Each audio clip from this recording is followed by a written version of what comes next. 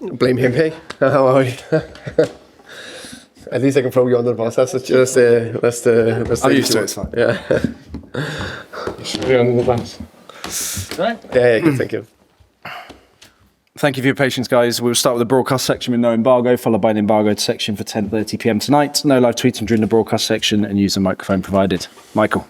Hi, Thomas. Team news? Team news. What's the team news? The team news is that we got a new English national team player, right? In Djed Spence, isn't it? Isn't that team news? Isn't that? Oh, you're now surprised you didn't expect that. You got me there. Which I mean actually is, wow, how good is that? So big credit to Djed. He truly deserved it. It's been a tough, not tough. It's been what a journey to have it as 24 years old, turning 25 this year, being called up. I don't think many saw that coming. He had a good end to last season. He had a top pre-season. He played very well in three games against PSG, City and Burnley. Really giving a lot to the team, so I'm so happy for him. Spurs supporters are very, very happy today. Yeah, why? Because of Djed? Yeah. Yeah. But also, can you confirm the signing of Xavi Simons? I can confirm that we're working very hard to get someone over the line. That I can confirm. But right now, I'm happy to speak more about Djed and other players that are inside the Tottenham squad. Okay, there's nerves because of obviously other deals, but do you think the fans potentially might get good news later today then? I hope they get good news later today for various reasons, because we are trying to sign players. And that we will try to do to the end of the transfer window. Of course, as I said many times in these meetings, press conferences, been a lot on, okay? We are out in the market, we'll try to see if we can improve the squad, but only if we can improve the squad. If not, I'm happy with the players, they're working hard. Can I just get one potential outgoing, Thomas? Yeah. Yves Bissouma was in talks with Galatasaray earlier in the week. Where is that now? There were reports of a potential injury issue. Can I get a clarification? The how can I say, the squad news is also that Bissouma can't make the game tomorrow. And right now it's the same. Bissouma is a Tottenham player. Finally, have you fallen in love early? Just confirmation. Fall in love early? Tottenham? Yeah, let me put it this way, I'm very happy here. I knew that before, it's a great club, but, get to know players, staff, fans, so yeah, I'm very happy. Charlie. Hi, Thomas. And just going back to team news, Destiny Udogie, could he be featuring tomorrow? Yes, he could. Thank you for that question. Des will be in the squad tomorrow, so that's very positive for all of us. Just going back to Djed, you mentioned how up and down of a time he has had here at Spurs. And I know Thomas Tuchel said, look, he ended last season really well. He started this season really well. I just wanted to get an insight into his mentality. What have you seen from him from that point of view in terms of being able to really ride those sort of stormy sort of seasons, really? I think Djed is a fantastic example for a lot of players, not only here in Tottenham, but also other places, that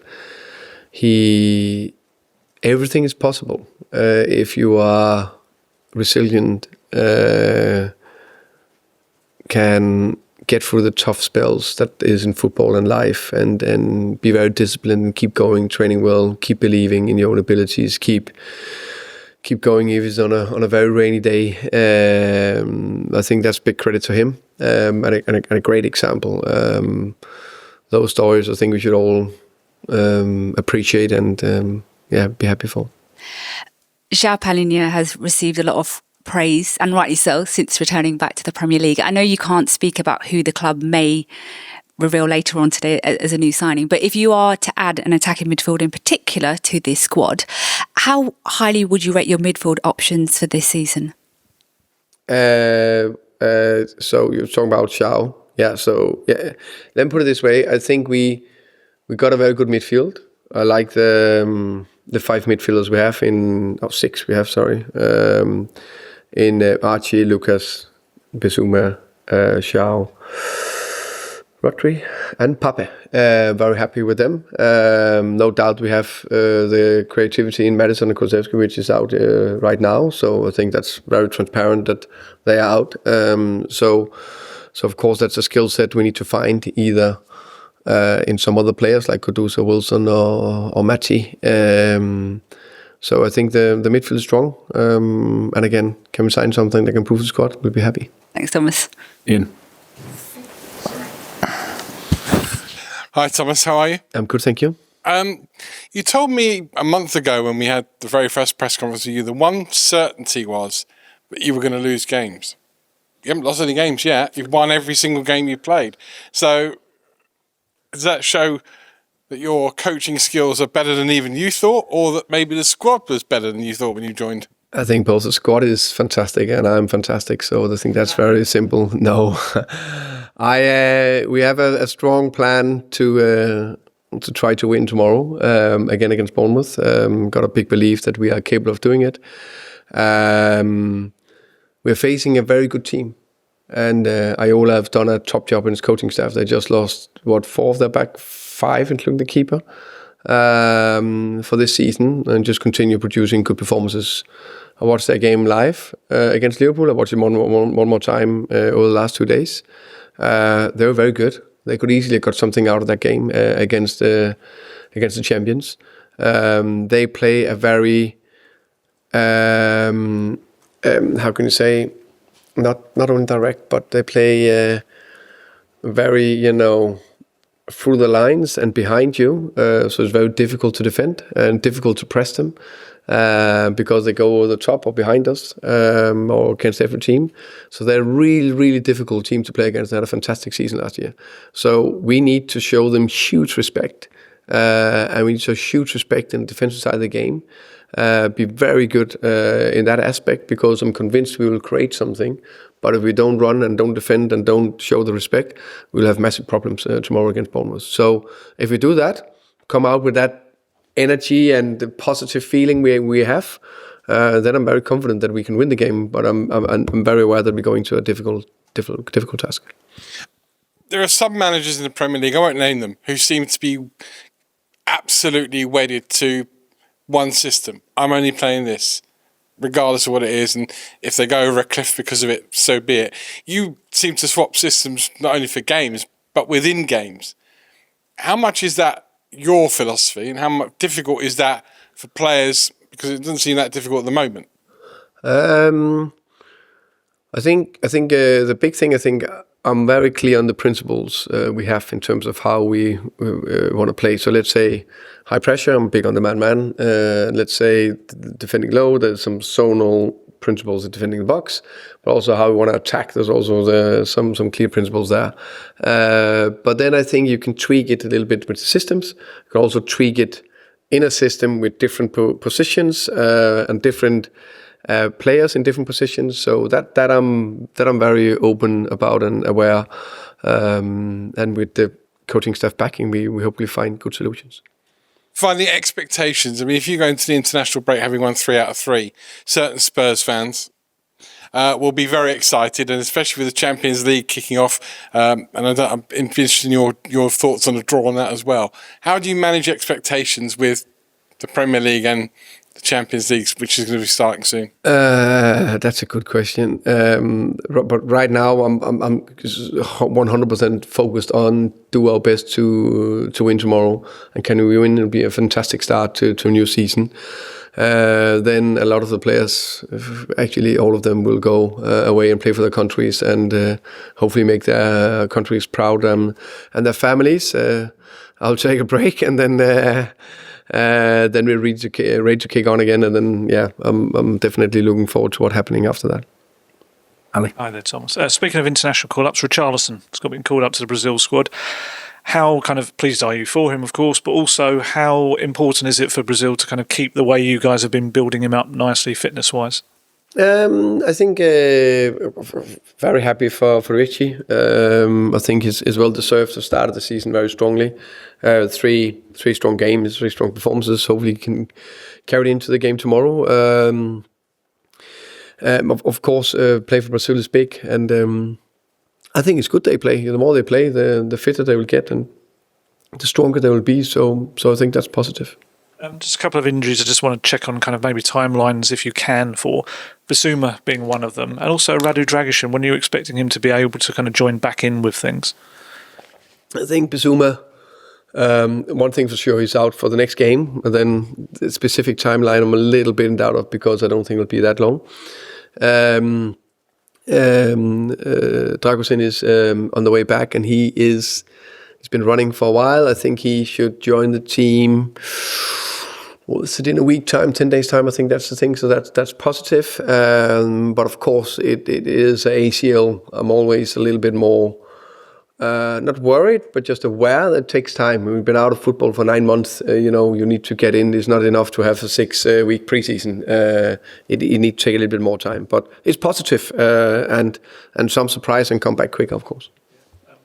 I think this might be the last time I get to speak to you before you name your Champions League squad as well. In the past, Spurs have had some issues with the European squad and having too many players.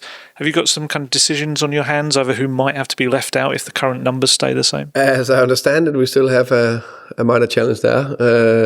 So that, of course, decision will be made in due time. Jay, please. Hi, Thomas. I just got another one on Djed. How did you find out that he'd been called up, and have you spoken to him directly about it? Yes, we found out that when it was announced at 12 o'clock. So luckily we started training 12, so someone came out straight after. He, as I understood it, received a text earlier today. So we, of course, I could say congratulated him in front of the players, and there was applause and hugs and everything, and spoke to him after and said, well deserved, and I hope you will enjoy it. Let's keep up the good level and keep the focus for the game tomorrow, and then go in and enjoy being part of an England squad. And I asked if he was going in to call his family, and he was about to do that. What specific qualities do you want from someone who plays in the central attacking midfield role, whether that's someone new or someone who is already in the squad? I think it depends a little bit the game. Because let's say we play away to City, and I think depend the game and the other players around, because you can have 2 very offensive-minded sitters that are very forward-going, and then you maybe need more of a runner in a 10. Then you can have 3 front players where they are unbelievable runners, or one of them is a little bit more creative. So I think I'm not looking in one specific position what I want from the 10 position, because what I want for that position, I don't think it's possible to get him, because he would be a running machine, pressing machine, unbelievable creative, can do headers, can put it in the top corner, a lot of tap-ins. That would be the perfect players. There are not too many of those players, so I need to be a little bit pragmatic. And if we have a very, let's say, offensive 10, then maybe we need a little bit behind. If we don't have that, then we need a little bit, so the construction of the midfield, I would say. You obviously like players that can play in multiple positions. Does it ever reach a point in that player's career where they need to specialise or stick to one particular role? You think? I think if you, oh, that's a good question. I think when we see players performing their best, most likely to play one position. Noah is 10, a right wing, or striker, or centre back. But these days we can see centre backs also play as a full back. Some midfielders play 10, sometimes they play 6. So I think it is when they go towards their peak, if that makes sense, that's where they should settle into to that position. That's not the same that they can't play across a front 4 or front 3. Also, the modern football, I think they are much more flexible now. The front 3 now need to be playing on the wings, the striker as a 10. Finish with George, please. Hi, Thomas. there's a certain player from Amsterdam we believe is on the other side of the building, and you can almost feel the excitement, in the place, and yourself, it feels like. How kind of chuffed are you that Spurs are really, really close to signing a brilliant player? I think that we are close to sign someone, but let's see. As I said, just as a go-to, make it so much easier. I speak about the players. That's why I'm very happy that I found out to say that in Brentford and kept it consistently. So I'll be very boring in that, and unfortunately, just say I want to speak about the players in-house, and everyone else outside of our team, I'll not speak about unless it's Messi and Ronaldo. And the good thing is they're soon retiring, both of them. So that'll make it very simple. And just to go back to last week, afterwards you spoke about how you really wanted the team to push for that third goal, which didn't come. Obviously, you got a brilliant 2-0 victory. Is that kind of your natural tendency to always want to push for another goal, or is that kind of trying to sort of align with the club's philosophy, which has always kind of been that? I think I would always say I had an offensive mindset as a coach. Always, try to push, to play more offensive, try to go for the next goal. I agree, it lines perfect with the club's values and the history of the club. So I had it, since I started as a young coach, as a youth national team coach, Brøndby. But when I came to Brentford, I actually got an extra notch. I know it's not a big club, but the ownership, especially in Matthew and Phil and Rasmus, were big on that. Also, all statistics, everything said that if you went for the next goal, it was more likely you get 3 points instead of you get 2 defensive. So that was just a line. So because they were so big on it as well, there was a lot of good discussions and thought process behind. Also with your subs, what do? Do you sub a striker with a midfielder, or do you sub a striker for a striker? I think that's offensive, so you go for the goal. Of course, we all know sometimes you maybe change. I have no problem changing to a 5-3-2, but you still have 2 strikers on the pitch. And I have no problem to play a more offensive of the 3 if it's possible. That all depends, but definitely we'll go for the goal always. And obviously, Champions League draw was last night, and I guess a little bit of everything in there. Big teams, some familiar teams for the squad, and obviously a Danish club as well. What did you make of it? Overall, I thought okay draw. It's sometimes we draws, they can look very bad on paper, or they can look very good. But at the end of the day, it's how we perform against these teams, and we know Champions League for every team, no matter if it's PSG or Dortmund or a club that is not as big, Slavia or Copenhagen. It's the biggest game of the biggest games of the season. So that'll be tough. Of course, I'm happy that it was Copenhagen. I thought that could be good. I wanted them in Parken. That could be even probably more difficult, if I'm honest. But it'll be difficult no matter what. And it's nice when you have good colleagues that you're facing them. Okay, we'll end the broadcast section there, move on to the embargoed section for 10:30 p.m. tonight.